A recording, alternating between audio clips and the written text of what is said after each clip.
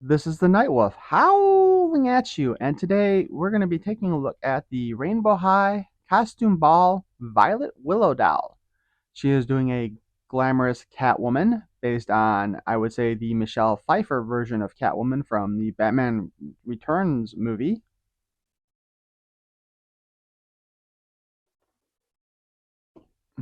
On the back, we get to see her with her companions, Bella, Robin, and herself. Not a bad picture. In this case, it definitely seems that her artwork does match better with her final doll than the other two did. On the inside, we see her once more trapped behind her plastic prison. And a little bit of information. Violet Willow is no stranger to the juicy gossip. It's like her catnip. She just can't stay away. She's sure her next big story will come from the Rainbowvision costume ball. And I don't remember the episode, so I couldn't tell you if it did or not.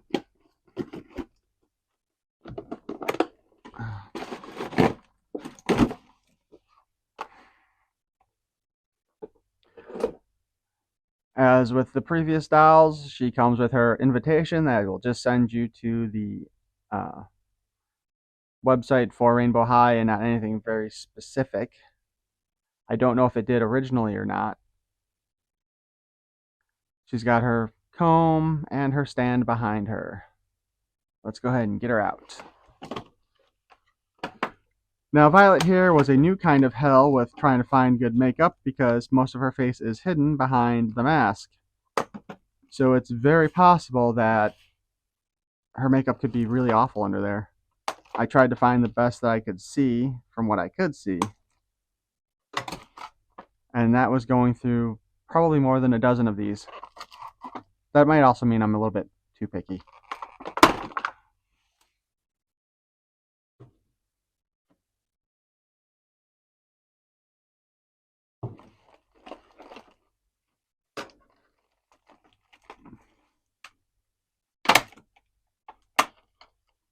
Try something a little different, getting the stand out. Maybe I can actually save the inside packaging a little bit this time. Oh my god. Seriously? They taped it down too? Why?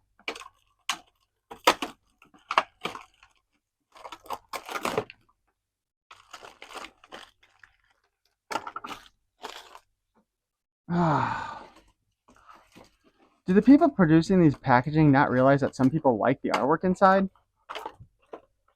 And this is my last chance to try to save it, because I pretty much wrecked every other one. Get all these little plastic doodads out of here too.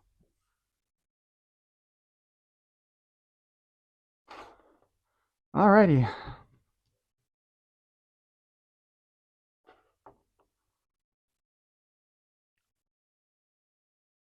And of course, her hands are attached to her clothing.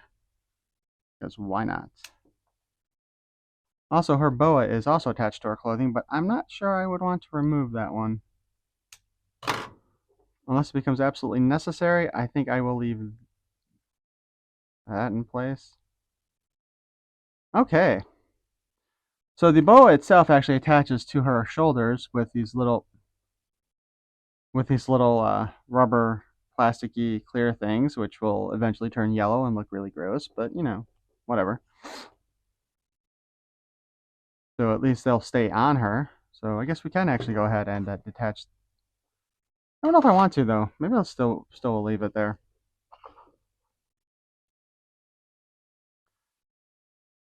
Oh, let's take a look at how the mask is hooked on here. So she's got a ribbon to tie it around, and then they've got the little plastic doodads inside her head to hold it in place for the packaging. I have no intention of taking that off.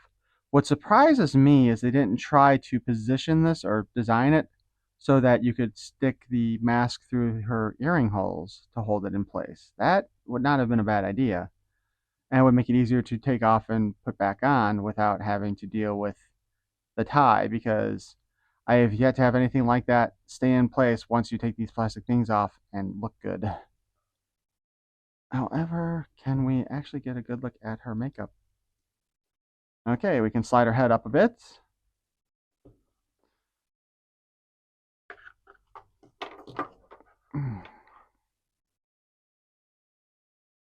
Her makeup does look pretty good. There are some spots on her forehead, though, unfortunately. Um, but everything's actually really pretty even on her. I think I did pick out a good version. Not bad, not bad at all, Nightwolf. But her mask will pretty much stay on place all the time anyway, so it does matter, but it doesn't matter. You know what I mean? Her articulation, ball joint in the head, allows you to go really all around. The arms do around, up and down, which, since I did not disconnect the boa from the bottom of the dress, also causes that to move. Single jointed elbow, as with all the Rainbow High dolls. She's got the hinge that goes in and out on the hand, and you can spin it all around. Up, back, hindered by the dress mostly. Or is it also hindered by her butt cheek? Thigh swivel, double jointed knee, hidden by her pleather boots. No ankle articulation, again, standard with these dolls.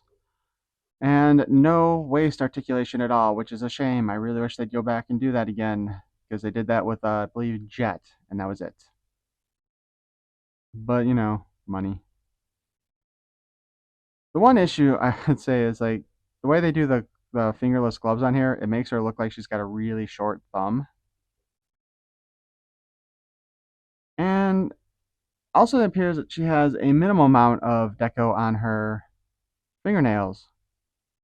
As far as I can tell, it looks like they are just solid purple, which is good, I think, in this case, because she definitely needs to have more of the cat claw going for her.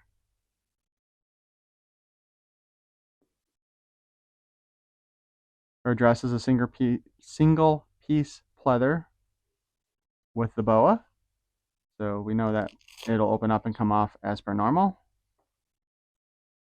Her ponytail has a ton of glue in it, which I may actually go ahead and try washing that out later, just to try to.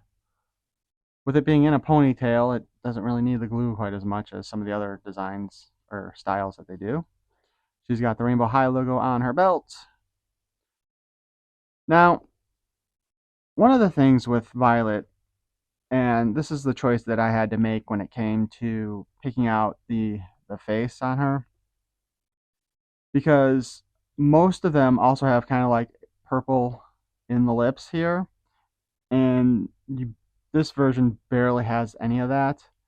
But I could not find one where the eyelashes and other eye makeup looked like it was even and still had that. I will keep looking, and if I can find one, I will pick up another one. But to be perfectly honest, and this is kind of sad to say, probably my least favorite of the dolls in this line, because she is kind of the most bland, I guess. Even with the little sparkly jewels on her mask, it just doesn't feel like they went all out with her. But then again, I would say that the Rainbow High dolls compared to the Shadow High dolls in this line definitely did not go as all out. So part of that might have been just them trying to, budget more.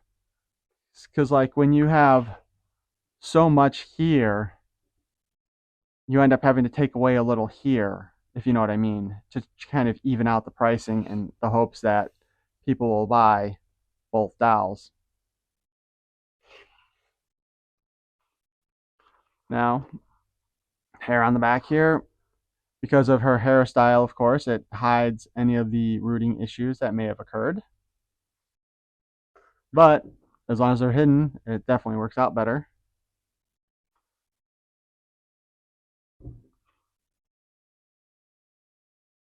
I do gotta say though, I actually think the eye design, not the eye makeup itself, but the eye design for Violet tends to be one of my favorites. I just like the way that her eyes end up looking most of the time. So, and of course, she's got the fabric boots. I am so glad that they went with this style of boot on in the instead of doing like the fully rubberish plastic boots, because the cloth boots, one, they look so much better. Um, and you can really tell, like, because Poppy actually has, the original Poppy doll has the hard plastic boot that goes up to her thigh, and they did make a variation of it in their set of blind box boots, which ugh, blind boxes on those, um, which you could replace them with. Unfortunately, I don't know where my Poppy doll is from that original line. I do have pretty much all of the original series of dolls. In truth, I pretty much picked up all of them up to Pacific Coast would be the first line where I did not buy all the dolls in the series. So anyway,